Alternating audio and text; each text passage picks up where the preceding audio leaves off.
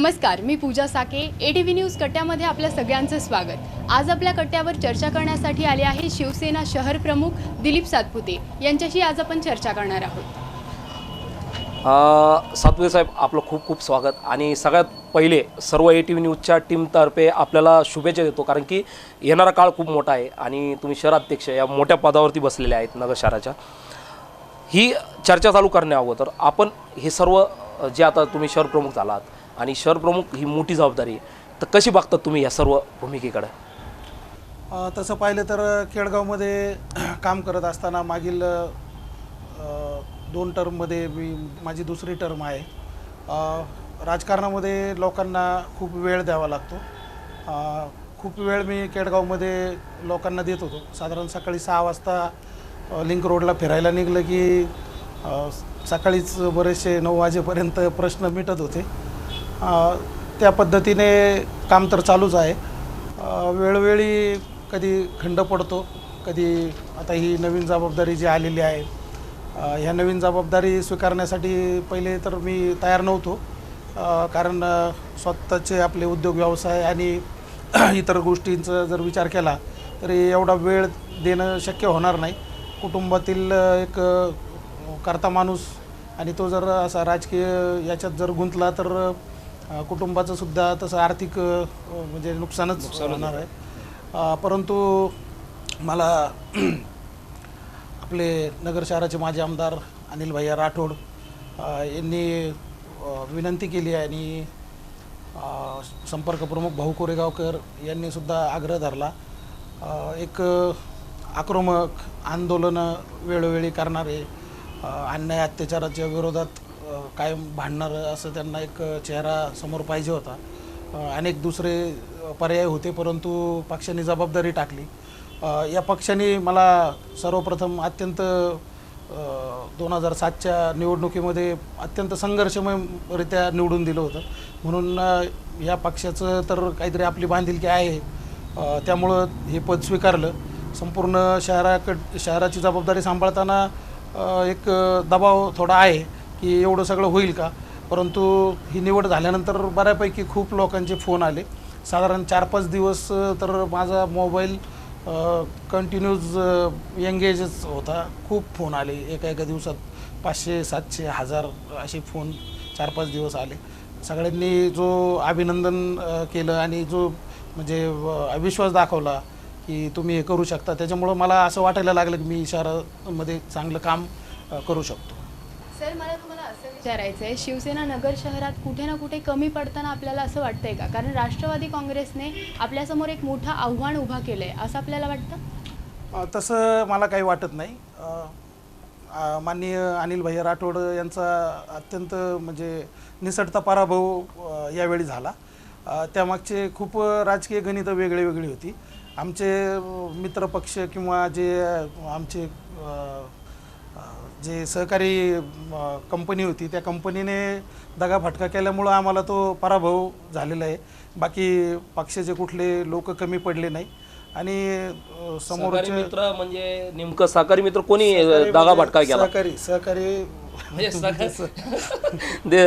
दिलखुलास गप्पा आहे। सहकारी मित्र नेमकं युतीमधल्या लोकांनी हे केलं का कसं? ते वेळोवेळी आता सगळं चालूच होणार आहे आणि वेळोवेळी सगळ्यांना उघडच करणार आहे, कारण अत्यंत चांगल्या पद्धतीने अनिल भाईंचं काम चालू असताना एक म्हणजे अत्यंत ती दुर्दैवीच घटना होती, परंतु असा पराभव कधी पत्करावा लागेल असं वाटत नव्हतं।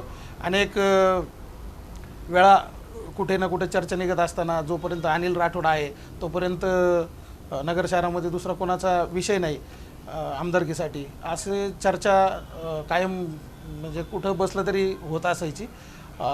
एकतर मोदी लाटेचा जो प्रभाव होता, त्या प्रभावात अनेक चांगले दिग्गज म्हणजे गणेश नाईक वगैरे सारखे खूप दिग्गज लोक पडले।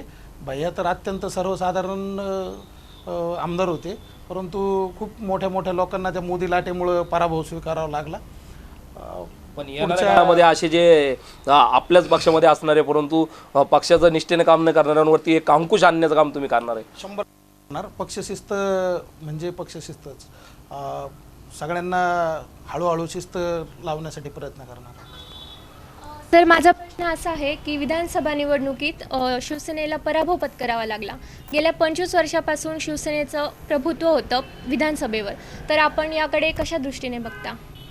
ही घटना होती, मी आत्ताच सांगितलं की मोदी लाटेचा प्रभाव आणि काही ज्या आता न सांगण्यासारख्या याचा गोष्टी परिणाम आहेत. किती झाला म्हणजे येणारा जो काळ आहे म्हणजे नगर शहरावरती किंवा शिवसेना संघटनेवरती नगर शहराच्या हा याचा परिणाम किती झाला? हो, 100% एखादी अशी घटना घडल्यानंतर त्याचे दूरगामी परिणाम तर होतातच, परंतु आता खूप दिवस राहिलेले नाही, 2.5 वर्ष गेलेले आहे, दिवस खूप लवकर जात असतात.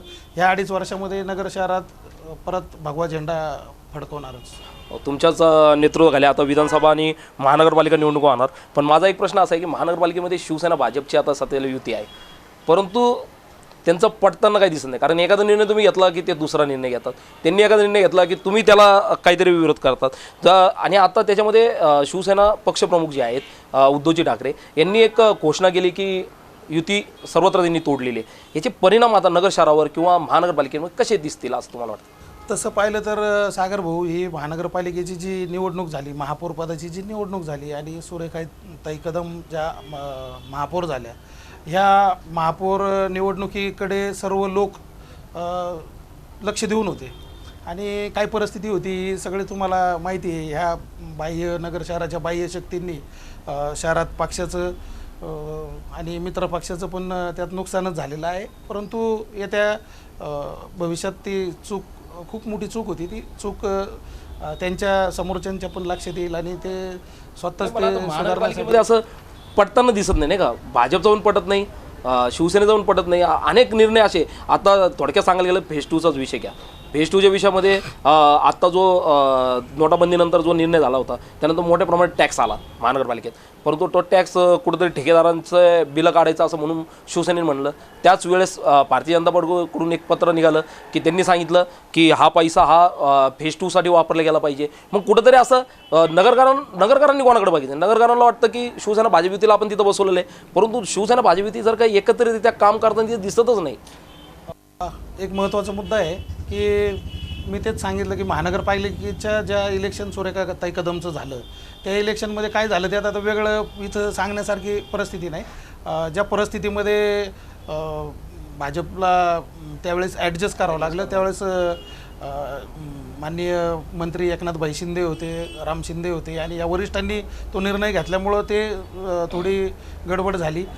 विचारधारा प्रत्येकाची वेगळी वेगळी असते, त्याप्रमाणे हे महापालिकेमध्ये तक्रारी करणे, पत्र देणे, हे ते सगळं चालू असतं.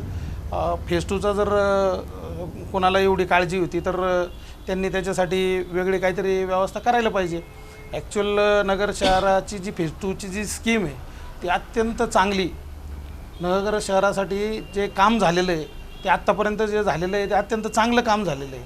आता त्यामध्ये काही ज्या टेक्निकल बाबी होत्या, त्या टेक्निकल बाबीमध्ये आपण जर पाहिलं तर जे एच डी पी पाईप टाकण्याचा जो ठराव प्रशासनाने केला होता त्याला कुठलाही आधार नव्हता आणि अत्यंत प्रशासनाला धारेवर धरून माननीय सचिन भाऊ जाधव आणि आम्ही खूप त्या फेज 2च्या एच डी पी पाईपचा ठराव विखंडित करण्यासाठी खूप प्रयत्न केले. कारण मूळ स्कीममध्ये ते DI पाईप धरलेले होते. DI पाईप म्हणजे त्याला गंज धरणार नाही, त्याची 50-60 वर्षाची त्याची गॅरंटी वॉरंटी होती. मागील राष्ट्रवादीच्या काळामध्ये तो वाढीव भागामध्ये ते फक्त HDP पाईप प्लॅस्टिकचे HDP पाईप टाकण्याबद्दलचा तो विषय होता. आणि ठेकेदाराला जर DI पाईप वापरायचं टेंडरमध्ये मेन्शन केलेलं होतं तर ते HDP पाईप वापरणार कसं? आणि आपल्या जीवन प्राधिकरणची जे सुपरविजन संस्था होती तर त्यांच्याकडे पण चौकशी केली तर ते म्हणले HDP पाईप जर टाकले कुठं आणि त्याचं जर बिल आलं तर आम्ही बिल रेकॉर्ड करणार नाही. ह्या अत्यंत किरकोळ गोष्टीसाठी ते जे HDP पाईपचं काम थांबलेलं होतं. किती वर्ष? ते साधारण 2 वर्ष थांबलेलं होतं. आपल्या 2 वर्ष थांबलेल्या मग त्या स्टँडिंग कमिटीच्या आढावा बैठकीमध्ये तो निर्णय झाला निर्णय झाल्यानंतर ते मूळ जे DI पाईपचं काम चालू करायचं असा स्टँडिंगने ठराव केल्यानंतर प्रशासन खडबडून जागं झालं आणि आपलं पितळ आता उघडं पाडणार. कारण त्या SDP पाईपला ठेकेदाराला 1-1.5 कोटी रुपये पेमेंट केलं होतं, त्याचे पाईप आणून पडले होते आणि त्याला राज्य शासनाची मान्यता नव्हती. तर त्यांनी धावपळ करून ती मान्यता आणली आणि ते SDP पाईप अंतरण्याचं काम चालू केलं. ह्या कुणाचं म्हणजे राजकीय असं काही हे नाही, परंतु प्रशासनाच्या ह्या सगळ्या जी फेज 2 रखडण्यासाठी प्रशासनाचीच 100% चूक होती. परंतु आता त्यांनी तो SDP पाईप वापरण्याचा ऑर्डर शासनाकडून आणली, टेक्निकल सँक्शन त्याला आणलं आणि ते काम आता बऱ्याच भागात चालू झालेलं आहे. यामध्ये मूळ जो वेळत पंपिंग स्टेशन ते अहमदनगर हा जो मोठा टप्पा मोठे पाईप टाकण्याचा होता, त्या काही शेतकऱ्यांनी जे काम अडवलेलं होतं, त्या शेतकऱ्यांनी काम अडवल्यावर प्रशासनाने त्यांच्याकडे जाणं, वेळोवेळी पाहणं, भेटणं हे करणं गरजेचं होतं. परंतु मध्यंतरीच्या काळात ह्या आमचे शिवसेनेच्या महापौर कदमताई बसल्यानंतर शरद ठाणगे वगैरे, संभाजीराव कदम या सगळ्या लोकांनी तिथं पाठपुरावा केला. वेळोवेळी सचिन भाऊ जाधव, मी पण 4-2 वेळा गेलो आणि त्या शेतकऱ्यांना विनंती केली. विनंती केल्यानंतर ते तयार झाले. 200 मीटरच्या कामासाठी 2 वर्ष प्रशासनाने ते काम बंद ठेवलं. ते आता एक 8-15 दिवसामध्ये फेज 2चं जे पाणी वेळत पंपिंग स्टेशनवरून मुळा डॅम इथं वसंत टेकडीला जे पाणी येणार आहे ते 8-15 दिवसात चालू होऊन आपल्या शहराला पाण्याचे मोटर बसवायचं पण बाकी आहे. मोटर 3 कोटीचं काहीतरी मोटर आहे. MSCBला जे डिपॉझिट द्यायचं एक्सप्रेस फीडरचं, त्याची पण व्यवस्था केलेली आहे. सर, माझा प्रश्न तुम्हाला असा आहे, केंद्र आणि राज्यात आपली सत्ता आहे, महानगरपालिकेत देखील आपली सत्ता आहे, असं असतानाही सगळ्यात मोठा जो प्रश्न आहे खड्ड्यांचा, तो काही मिटलेला नाही आहे. नगर शहर हे खड्डेमुक्त केव्हा होईल? म्हणजे जसं पूजाने सांगितलं की दिल्लीपासून गल्लीपर्यंत किंवा गल्लीपासून दिल्लीपर्यंत आपली सत्ता आहे, परंतु खड्ड्याचा जो प्रश्न आहे त्याच्यासाठी आपण बघितलं महासभेतसुद्धा खूप गाजली होती महासभा. विरोधकांनी खड्ड्याचं साठी विविध आंदोलन केले. त्याचबरोबर तुम्ही सत्ताधाऱ्यांनीसुद्धा पोस्टरबाजी केली. परंतु रस्ते नुसते पॅचिंग करून चालणं का, काहीतरी एक कंटिन्युटी पाहिजे त्यामध्ये. कसं आहे की आपण पाहतोय राज्य शासनाने जकात बंद केली आणि जकात बंद करून साधारण 6-6.5 कोटी 7 कोटी रुपयेपर्यंत प्रत्येक महिन्यात निधी होता. तो जे जकातीचं जे उत्पन्न होतं ते उत्पन्न बंद झालं आणि मग LBTमध्ये 2-2.25 कोटी रुपये मिळायचे. त्यामध्ये आपला प्रशासकीय खर्च साधारण 6 कोटी रुपये प्रशासकीय खर्च आहे. शासनाचे काही वरून आलेले पैसे, काही 14व्या 13व्या वित्त आयोगाचे पैसे, असं करून आपण प्रशासनाचा गाडा चालवण्याचा प्रयत्न करतो. शासनाच्या ज्या वेगवेगळ्या स्कीम आहेत त्याच्यामध्ये आपण आता हे नवीन रस्ते जे आहेत, जवळपास 100 कोटी रुपयाचा DP रस्त्यांसाठी एक राज्य शासन आपल्याला निधी देणार आहे, त्याचा प्रस्ताव पण गेलेला आहे. तसेच केंद्र शासनाकडं आपण जे हॉस्पिटल आहेत, असे 3 हॉस्पिटल बाळासाहेब देशपांडेच्या धर्तीवरची साधारण 3 उपनगरामध्ये, सावेडी, केडगाव आणि बोलेगाव या 3 उपनगरामध्ये बाळासाहेब देशपांडे हॉस्पिटल आपण करतोय, त्याचे प्रस्ताव गेलेले आहेत. तसेच केंद्र शासनाकडं ज्यांचं 100% फंडिंग असतं अशा स्कीममध्ये आपण एक स्टेशनच्या शाळेचा एक 5-5.5 कोटी रुपयाचा प्रस्ताव आहे. त्यानंतर केडगावच्या महानगरपालिकेची 13 नंबरची शाळा माझ्या भूषणनगर भागामध्ये आपण स्थलांतरित केली. तिच्या 4 खोल्या बांधलेल्या आहेत. तिला कंपाऊंड वगैरे, खेळणे वगैरेसाठी 1.25 कोटी रुपयाचा प्रस्ताव पाठवलेला आहे. केंद्र आणि राज्याकडं आपला पाठपुरावा चांगला आहे आणि त्यातून आपल्याला आता जवळ अमृतमध्ये 94 कोटी रुपयाची आता निविदा आहे. त्यामध्ये सोलर सिस्टमचे 27 कोटी रुपये येणार आहेत. त्याच्यानंतर केडगाव, सावेडी आणि बोलेगाव या भुयारी स्कीमसाठी जवळजवळ आपला 250 ते 300 कोटी रुपयाचा प्रस्ताव याच अमृत स्कीममध्ये पुढील वर्षी येणार आहे. त्यामुळं कामं जे होत असतात त्यामध्ये काही कामं करताना रस्ते फोडावे लागतात, फोडलेले रस्ते खूप अत्यंत दयनीय अवस्था आहे, हे आपल्याला मान्य करावं लागेल. कारण की खूप दयनीय अवस्था आहे. आणि हे कसं बघतो तुम्ही याच्याकडे, कारण की एकटाच रस्ते करा ना, कारण की 40 कोटीचा आता हे पण आलता, निधी आलता. परत त्या निधीमध्ये सुद्धा रस्त्याचा असतो. परत अमृत योजनेचा जो निधी आहे ना त्याच्यात पण रस्ते असतात. प्रत्येक वेळेस रस्ते येण्यापेक्षा एकटाच रस्ते का नाही करत, नाही का? तसं आता एक वेगळ्या पद्धतीने एक नियोजन चालू आहे. ते आता सांगणं उचित होणार नाही, परंतु एप्रिल मेमध्ये एक फक्त रस्त्यांसाठीच आहे ना एक 60-70 कोटी रुपयाचा एक निधी महापालिकेलाच उपलब्ध होणार आहे. एक वेगळा विषय आहे, त्यातून 60-70 कोटी रुपये आपल्याला ठेकेदारांची जुनी देणी आणि बाकीच्या विकास कामांसाठी प्रत्येक प्रभागामधले प्रत्येक नगरसेवकाचे तो कुठल्याही पक्षाचा असो त्याच्यासाठी त्यातले जे मेन मुख्य रस्ते आहेत ते मुख्य रस्ते त्यातून घेतले जातील आणि साधारण एक 6 महिन्यामध्ये आपण खड्डे दाखवा आणि बक्षीस मिळवा ही स्कीम आपण चालू करणार आहे. ते दाखवा आणि बक्षीस मिळवा ही स्कीम ते चालू करणार आहेत. इथं या ठिकाणी एक छोटीशी विश्रांती घेऊया. विश्रांतीनंतर पुन्हा अशीच चर्चा ATVचा जो कट्टा आहे त्या ठिकाणी आपण चालू ठेवणार आहोत. तोपर्यंत एक छोटीशी विश्रांती घेऊया.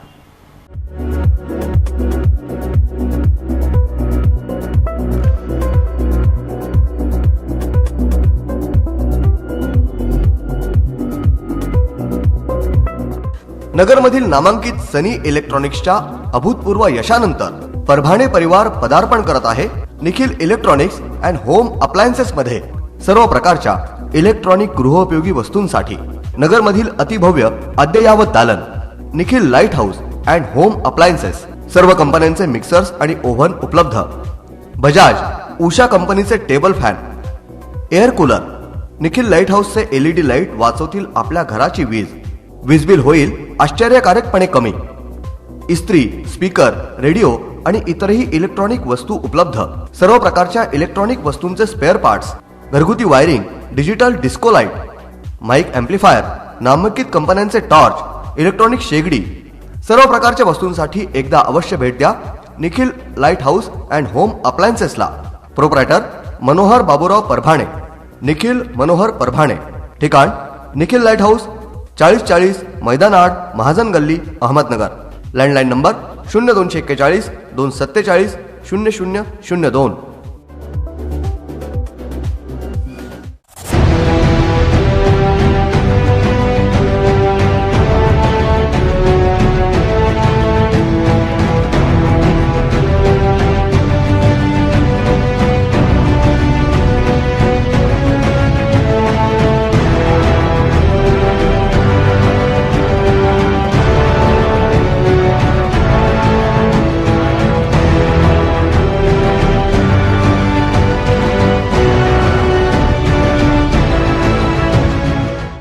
ब्रेकनंतर पुन्हा एकदा आपलं स्वागत ATV कट्टामध्ये. आणि या ठिकाणी अतिशय आता महत्त्वाचं आमिरकडं मी जाणार आहे, कारण की महानगरपालिकेची महासभा जी असते ती प्रत्येक वेळेस आमिर हा सांभाळत असतो. आमिर, काय एकंदरीत तुझा प्रश्न आहे? सातपुते साहेब, माझा प्रश्न असा आहे का महानगरपालिकेमध्ये दरवेळेस महासभा होत राहते, पण ह्या सभेमध्ये फक्त गोंधळ पाहायला भेटतो. कधी विकासावरती चर्चा होतच नाही. नेमकं कसं बघतो तुम्ही या सर्व गाडाओळ, कारण की तिथं नुसते आमरी दुमरी आणि ते चालू असतात, नगरकर तेच बाद असतात. कसं आहे की आमिर बऱ्याच दिवसापासून महानगरपालिकेचं काम पाहतो आणि महानगरपालिकेचं बीट म्हणता ना तुम्ही, तर महानगरपालिकेचं बीटचं यापूर्वी राष्ट्रवादीचे काही महापौर वगैरे होते, त्यावेळी सभा कशी चालायची ते पण आमिरनी पाहिलेलं आहे. आणि शिवसेना म्हणजे लोकशाही, ऐकून घेणारे लोक, म्हणून लोक आरडाओरडा करतात. त्या आरडाओरड्याला शिवसेनेचे वाहक, कारण की शिवसेना ऐकून घेणार नव्हती. शिवसेना काय सत्ताधारी म्हणजे महापौर, त्या अर्थानं महापौर ऐकून घेतात. कित्येक वेळा असं होतं की सुरेखाताईंना आपण हात केला की मला बोलायचं आहे, पण त्या म्हणतात नाही थांबा तुम्ही जरा विरोधकांना बोलू द्या. असं आहे ते लोकशाहीमध्ये चालतं. परंतु आपण काय करतोय हे संपूर्ण शहर पाहत असतं, संपूर्ण पेपरला बातम्या येत असतात. कधीकधी त्यांच्या विरोधकांच्या बुद्धीची कीव येते की एक महिला महापौर समोर बसलेला असताना अत्यंत म्हणजे किळसवानं वागणूक त्या महापौरांना दिली जाते. त्यांनी त्यांचा विचार करायला पाहिजे या गोष्टीचा. शिवसेनेचे जे नगरसेवक आहेत ते काम होत नाही यासाठी आंदोलन करण्याच्या तयारीत आहेत, तर सत्ता देखील शिवसेनेची आहे तरी देखील शिवसेनेचे जे नगरसेवक आहेत ते असं का बोलतात की आम्ही आंदोलन करू? याबद्दल तुमचं काय? आयुक्तांना सुद्धा निवेदन दिलेलं आहे प्रभाग क्रमांक 1 मधून ढवणदाईंनी, शारदाई ढवणींनी, आणि त्यांनी सांगितलेलं की कामं झाले नाही तर मी आंदोलन करणार. आणि त्यांनी सत्ता तुमचीच आहे. कसं बघतात तुम्ही या सगळ्या गोष्टीकडे? आमचे सावेडी भागातले जे नगरसेवक आहेत माननीय दिगंबरजी ढवण, ते आंदोलनातून नगरसेवक झालेले आहेत. वेळोवेळी त्यांनी खूप वेगवेगळ्या पद्धतीचे आंदोलन केले, सत्ता असो आणि नसो. बऱ्याच वेळा त्यांनी आंदोलनं केलेले आहेत आणि त्या आंदोलनाला प्रत्येक वेळी बऱ्यापैकी यश आलेलं आहे. तो एक पिंड आहे आमच्या सेवकांमध्ये की एखादी प्रशासन एखादी गोष्ट ऐकत नसेल तर सत्ता कोणाची असो, प्रशासनाला वाकवण्याची ताकद, प्रशासनाला आपल्या ज्या कामं आहेत ते कामं तिथपर्यंत पोहोचवण्याची, ते मार्गी लावण्यासाठी कधीकधी करावं लागतं. काही वेळा विरोधकसुद्धा त्यात काही खोडा घातलेला असतो की हे काम करायचं नाही, ते काम करायचं नाही. आत्ताच एक आमच्या शिवसेनेच्या नगरसेवकाचं वार्डातलंच एक काम विरोधकांनी सांगितलं, ठेकेदाराला काम बंद ठेवा, तुम्ही कसं चालू केलं, हे सगळं चालू असतं. आंदोलनातून म्हणजे असं लोकांना त्रास देण्याचा हेतू किंवा अधिकाऱ्यांना त्रास देण्याचा हेतू नसतो. ते लोकशाही मार्गाने केलेले आंदोलनं असतात. आंदोलनाचं आपण राष्ट्रवादीचे पण आंदोलनं पाहिले, एखाद्या IAS अधिकाऱ्यावर धूर फवारणी, औषध फवारणी, रोगर फवारणी करणं हे अत्यंत चुकीचं आहे. परंतु शिवसेनेचे जे नगरसेवक आंदोलन करतात ते लोकशाहीला धरून किंवा कायद्याला धरून आंदोलनं करतात. कुणाला विनाकारण त्रास होईल यासाठी आंदोलन करत नाही, काम मार्गी लावण्यासाठी आंदोलन करतात. नाही, परंतु आंदोलन करतात बरोबर आहे, परंतु ही सत्ता जी आहे ती शिवसेनेची आहे, परंतु तिथून त्यांना निधी भेटत नाही. अनेक नगरसेवक जे आहे शिवसेनेचे त्यांना आमदार खासदारांच्या निधीवरती अवलंबून राहावं लागतं आत्ता ज्याला. मग ही परिस्थिती बदलण्यासाठी, कारण की मी नेहमीच आत्ता मागाशी सांगितलं, केंद्रात राज्यात आपली सत्ता आहे, राज्यामध्ये अनेक नेते मंडळी आणि सगळ्यात मेन जर का बघायला गेलं तर एकनाथ शिंदेसारखे जे नेते आहेत, जे मंत्री आहेत, ते नगरवरती खूप प्रेम करतात असं आपल्याला नेहमी दिसलं इलेक्शनमध्ये महानगरपालिकेच्या. तर तुम्ही तिथून निधी आणू शकत नाही का, किंवा तो निधी आणण्यामध्ये कुठंतरी नगरची शिवसेना कमी पडते का आपल्याला वाटतं? तसं पाठपुरावा अत्यंत फास्ट लेवलवरच चालू आहे. राज्य शासनाकडून 100% निधी मिळेल. राज्य शासन म्हणजे काय, मुख्यमंत्री कुठला असा एका पक्षाचा किंवा तो संपूर्ण राज्याचा मुख्यमंत्री सगळ्यांचा असतो, तो कुठला असं पक्षाचा नाही. आणि त्यांनी पण मान्य केलेलं आहे, वेगवेगळ्या स्कीममध्ये अनेक आपली 100 कोटी रुपयाचा जो प्रस्ताव आहे त्यालासुद्धा ग्रीन सिग्नल दिलं आहे. टप्प्याटप्प्याने ते पण पैसे येतील. साधारण एक 6 महिन्यानंतर नगर शहरातलं चित्र अत्यंत पालटलेलं दिसेल. बरं, माझा एक अतिशय महत्त्वाचा प्रश्न आहे, हे जे गेलेलं वैभव आहे शिवसेनेचं, कारण की शिवसेना बोलल्यावरती कोणती सत्ता असू कोणाची वरती, परंतु या ठिकाणी आमदार हे शिवसेनेचे असायचे. त्यानंतर शिवसेनेची एक ताकद मोठी होती. कोणतंही आंदोलन असेल तर पहिली शिवसेना उतरताना आपल्याला दिसायची, परंतु आत्ता सध्याला आक्रमकपणा हा शिवसेनेमध्ये नगर शहरामध्ये तरी पाहायला मिळत नाही. हे वैभव जे आहे, जे गतवैभव होतं तुमचं, ते आणण्यासाठी तुमचे काय पावलं राहणार आहे? कसं झालं, भैयांचं इलेक्शनमध्ये जो पराभव झाला त्या पराभवामध्ये कार्यकर्त्यांमध्ये असा निरुत्साह आला की एवढं सगळं करूनसुद्धा आपल्याला ही हार पत्करावी लागली. परंतु हे जे नैराश्य आलेलं आहे त्यातून आता नवीन शाखा, नवीन आता लवकरच म्हणजे पदाधिकाऱ्यांचे पदं वाटप करून सगळ्यांना परत सेट राईट करून नवीन अनेक म्हणजे प्रवेश करायला, म्हणजे दररोज मला एक फोन आहे की आम्हाला प्रवेश करायचा आहे. शिवसेना शाखा ही शिवसेनेची ताकद आहे. पहिले ज्याप्रमाणे शिवसेनेच्या शाखेचं उद्घाटन व्हायचं तसं या आता पाहायला मिळत नाही, तर ते कधी जनतेला दिसतं? आता जरी तुम्ही सांगितलं असेल की मला रोज फोन येतात किंवा मला लोक सांगतात की नाही का मला शाखा ओपनिंग करायची, परंतु पहिले कसं होतं की आपण जर रस्त्याने चाललो ना, कुठून शिवसेनेची शाखा ओपनिंग असायची, किंवा एकाच वेळेस जर का आपण ज्या भागामध्ये आत्ता आहोत त्या भागामध्ये एकाच वेळेस 12 शाखा ओपनिंग झालेल्या एकाच दिवशी. परंतु आता शिवसेना शाखा ओपनिंग होताना तर दिसत नाही. मग ही मरकळ जी लागलेली आहे कार्यकर्त्यांमध्ये, किंवा कार्यकर्त्यांना जो उत्साह आणण्यासाठी आता हे शाखा ओपनिंग तर अतिशय महत्त्वाचं आहे, कधी दिसणार आपल्याला? आता हेच इलेक्शनचे आचारसंहिता संपली ना की चालूच. आणि सगळ्यात महत्त्वाची गोष्ट म्हणजे आता जी हे चालू आहे शिक्षण मतदारसंघाची, त्यामध्ये आता जर का साहेबांनी तिकडून सांगितलं पक्षप्रमुख उद्धवसिंह ठाकरे यांनी की आमची युती सगळीकडे तुटलेली आहे, तर या ठिकाणी काय परिस्थिती राहणार आहे? आता भारतीय जनता पार्टीचा जो उमेदवार आहे त्यांना तुमची मदत राहणार आहे किंवा नाही राहणार आहे शिवसेनेची? इलेक्शन तर खूप जवळ आलेलं आहे, परंतु अजून तसा काही निरोप आलेला नाही. युती तुटली एवढा निरोप आहे. कोणाचं काम करा किंवा करू नका त्या दिवशी त्यांनी एकदम जोरात आणि एकदम ह्याच्यामध्ये सांगितलं की इथून पुढे आणि इथून पुढच्या काळामध्ये कोणताही जिल्हा परिषद असेल, कोणती असेल, तिथं युती होणार नाही, शिवसेना एकटी लढणार, शिवसेना एकट्याच्या जीवावरतीच भगवा हा महाराष्ट्रावरती फडकवणार. काही ठिकाणी आता परिस्थिती कधी कधी अशी असते की कुठंतरी मागं पुढं 2 पावलं सगळ्याच पक्षांना ते करावं लागतं. डायरेक्ट कुठं युती जरी नाही झाली तरी तिथल्या स्थानिक लेवलचे जे प्रश्न असतात किंवा स्थानिक लेवलची जी परिस्थिती असते त्यावर थोडे खालच्या लेवलवर निर्णय होतील, पण ते पण वरून विचारून होतील. म्हणजे अजून याचा निर्णय तुम्हाला आला नाही? शिक्षक मतदारसंघाच्या बाबतीत आमचा तर उमेदवारच नाही आहे, त्याच्यामुळं आमचा काही प्रश्न नाही.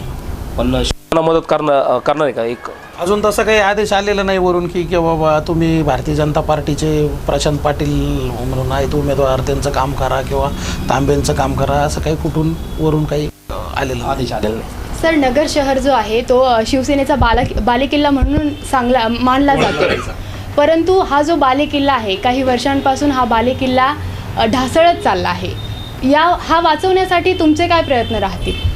तसं पाहिलं तर हा बालेकिल्ला म्हणजे बालेकिल्लाच आहे.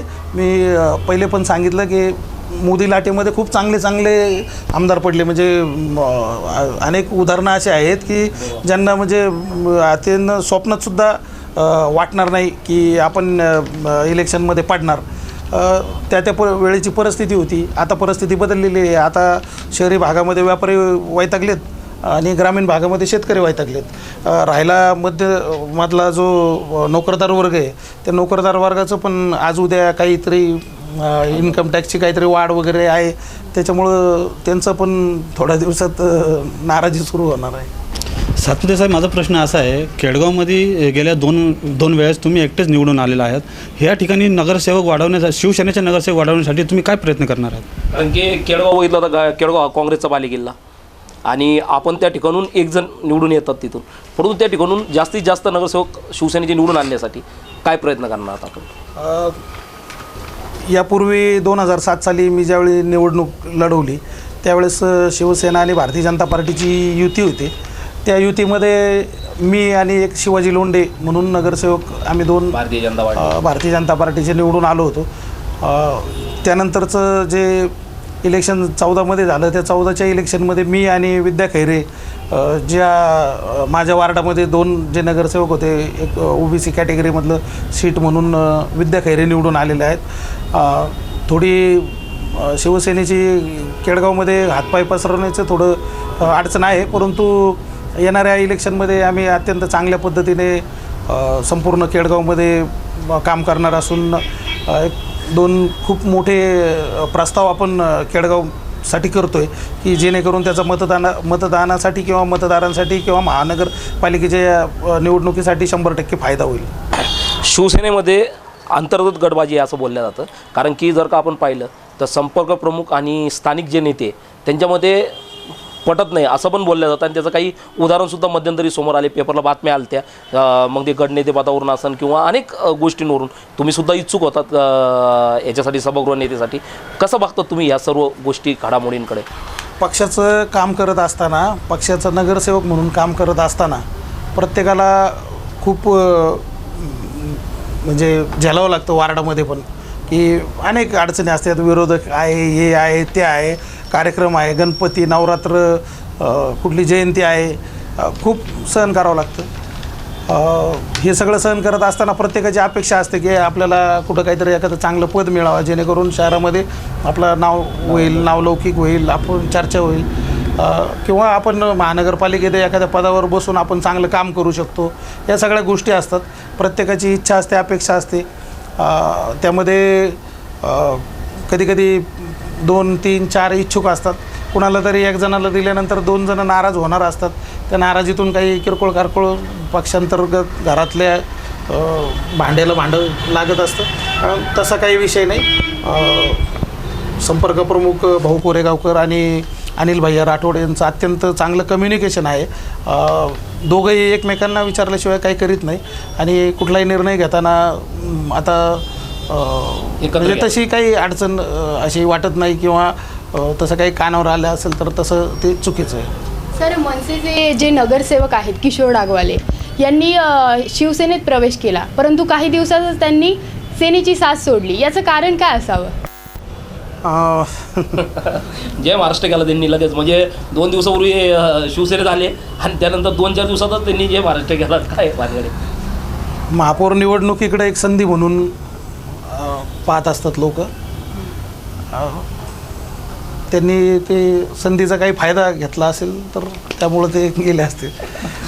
निष्ठावंतांना यावेळी महानगरपालिकेच्या पक्षाचं तिकीट मिळणार का? का असंच आयाराम गयाराम यांनाच तिकीट मिळणार? कारण की मागच्या वेळेस आपण पाहिलं की शिवसेनेचे जे कार्यकर्ते जे खरंच म्हणजे वर्षानुवर्ष काम करतात, परंतु त्यांना ऐन वेळेस तिकीट नाकारलं जातं. काही गोष्टी असतील ते आम्हाला माहीत नाही, परंतु दिग्गजांना मागच्या वेळेस तिकीट नाकारलं गेलं. जर का आपण पाहिलं तर सचिन जाधव सारखे जे तुमचे कार्यकर्ते आहे, एक आता सध्याला स्टँडिंग कमिटी त्या ठिकाणी सभापती, त्यांनासुद्धा तिकीट नाकारलं होतं. नंतर त्यांना सपोर्ट केला शिवसेनेने बाहेरून का व्हायना, परंतु का असं का होतं की त्यांना पक्षाच्या आपल्या चिन्हावरती का लढता येत नाही? अनेक जण होते या मुलाखतीच्या सुरुवातीलाच सागर भाऊ मी तुम्हाला सांगितलं की आपलं शिवसेना आणि भारतीय जनता पार्टीचं जे जागा वाटप आहे, त्या जागा वाटपामध्ये भारतीय जनता पार्टीच्या कम्युनिटीमध्ये आपल्या शहराच्या बाहेरचे माननीय आमदार होते आणि त्या आमदारांनी खूपच सगळं विस्कटून टाकली घडी. तुम्ही बरेच दिवस आहे माझ्या पहिले तुम्ही शिवसेना 15-20 वर्षापासून पाहता. मग मी तर राजकारणात 7 वर्षापूर्वी आलो. नगरसेवकांच्या भारतीय जनता पार्टी आणि शिवसेनेच्या नगरसेवकांच्या जागा वाटपासाठी यापूर्वी कधीही मुंबईला जावं लागलं नव्हतं. यावेळी विनोदजी तावडे यांच्याकडे जागा वाटपाचं भांडण गेलं होतं नगर शहरातलं आणि नगर शहरातल्या ज्या ए कॅटेगरीच्या जागा, जे निवडून येणाऱ्या जागा आहेत त्यावर भारतीय जनता पार्टीने आपला हक्क सांगितला आणि ज्या सी कॅटेगरीच्या जागा आहेत ज्या निवडूनच येणार नव्हत्या अशा जवळपास 20 ते 22 जागा शिवसेनेला दिल्या. शिवसेनेच्या ज्या अत्यंत निवडून येणाऱ्या चांगल्या एरियामधल्या जागा त्याच्यावर भारतीय जनता पार्टीने हक्क सांगितला आणि भारतीय जनता पार्टीचे किंवा शिवसेनेचे कमीत कमी सीटर कसे निवडून येतील यासाठी ते आमदार खूप प्रयत्नात होते.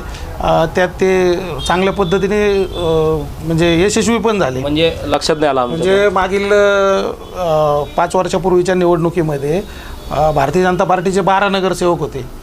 तर त्याच्या मागील ह्या इलेक्शनमध्ये अत्यंत चांगली परिस्थिती असताना 12चे 14, 15, 16 होण्याऐवजी भारतीय जनता पार्टीचे 9च नगरसेवक निवडून आले. काही लोकांना AB फॉर्म दिले त्यांनी जोडलेच नाही, काहींना दिले त्यांनी जोडले, फॉर्म भरला आणि प्रचारालाच फिरले नाही. निवडून येण्याची ज्यांची कॅपॅसिटी आहे त्या निवडून येण्याची कॅपॅसिटी असणाऱ्यांना भारतीय जनता पार्टीच्या उमेदवाऱ्या दिल्या नाही. त्याच्यामुळं ते सगळं त्यांना जे साध्य करायचं होतं ते त्यांनी साध्य केलं. पण आता येणारा माझा शेवटचा प्रश्न राहील आता की येणाऱ्या काळामध्ये शिवसेना युती करणार नाही हे तर जाहीर झालेलं आहे, तर कसं आता नगर शहरामध्ये एवढे उमेदवार उभे करणे आणि वाढ हे मोठे झालेले, तर कसं काय कॅटेगरी राहणार आहे आणि कशा पद्धतीचे उमेदवार तुम्ही आता नगर शहराला देणार आहात, महानगरपालिकेमध्ये देणार आहात? शिवसेनेचे पक्षप्रमुख माननीय उद्धवजी ठाकरे यांनी एक स्टेटमेंट केलं होतं की 25 वर्ष ही युती सडली. याचा अर्थ असा की एक मुद्दा होता हिंदुत्वाचा जो शिवसेनेचा मुख्य म्हणजे तो मुख्य मुद्दा होता आणि त्या मुख्य मुद्द्यावर हिंदुत्ववादी पक्ष म्हणून माननीय गोपीनाथ मुंडे, प्रमोदजी महाजन आणि बाळासाहेब ठाकरे यांनी शिवसेना आणि भारतीय जनता पार्टीची युती त्यावेळी केली होती. त्या ठिकाणी म्हणजे बरेच वेळा आपल्या गोधरा हत्याकांड झालं त्यावेळेस नरेंद्र मोदींच्या पाठीमागं खूप अडचणी होत्या. त्यावेळेस बाळासाहेब ठाकरेंनी त्यांना वाचवलं. एवढंच हिंदुत्वादाच्या मुद्द्यावर एकरूप झालेला पक्ष काही दुर्दैवी घटना ही घडलेली आहे. यापुढं नगर शहरामध्ये तर आम्हाला 68-70 जागा लढवायला खूप इच्छुक कार्यकर्ते आहेत आणि काहीच अडचण नाही. नगर शहर हे हिंदुत्ववादी विचाराचं शहर आहे. इथं सर्व जाती धर्माचे लोक मिळून खूप म्हणजे चांगलं हे करतात. अनेक म्हणजे इतर ख्रिश्चन समाज असो, मुस्लिम समाज असो, हे शिवसेनेबरोबर काही पदाधिकारी आहेत, पक्षाबरोबर काम करतात. कारण इथं 80% समाजकारण आणि 20% राजकारण हा जो अजेंडा आहे शिवसेनेचा हा 100% इथं राबवला जातो. त्यामुळं तशी आम्हाला यापूर्वी उमेदवारांची अडचण व्हायची की यापूर्वी आम्हाला कोणाला शब्द देता येत नव्हता की बाबा तुझी जागा भारतीय जनता पार्टी आडून बसेल काय किंवा काय करावं लागेल. आता तर आम्ही स्वतंत्र झालो. 40+, 45+चा आम्ही एक आधी सत्ता आणणार. एक हाती सत्ता आणण्यासाठी 2 वर्ष 20च महिने राहिलेत आता 20 महापालिकेला. महिने. 20 महिन्यामध्ये पूर्ण तयारी करणार. निश्चितच तुम्हाला शुभेच्छा तुमच्या पूर्ण पुढच्या वाटचालीसाठी, कारण की आपण बघितलं की अतिशय रोकटोक अशी आणि अतिशय मनमोकळी अशी चर्चा या ठिकाणी दिलीप सातपुते यांनी केली. कारण की शहर प्रमुख पद मिळाल्यानंतर ते पहिल्यांदाच आपल्या स्टुडिओमध्ये आले आणि ATV कट्ट्यावरती त्यांनी अति मोकळ्या मनाने अशा चर्चा या ठिकाणी केली. उद्या ज्याला आपण राष्ट्रवादी काँग्रेसचे शहराध्यक्ष जे आहेत, शहर जिल्हाध्यक्ष प्राध्यापक विधाते सर यांच्याशी आपण चर्चा करणार आहोत. परंतु पुन्हा एकदा आपल्याला खूप खूप शुभेच्छा आपल्या पुढच्या कार्यासाठी.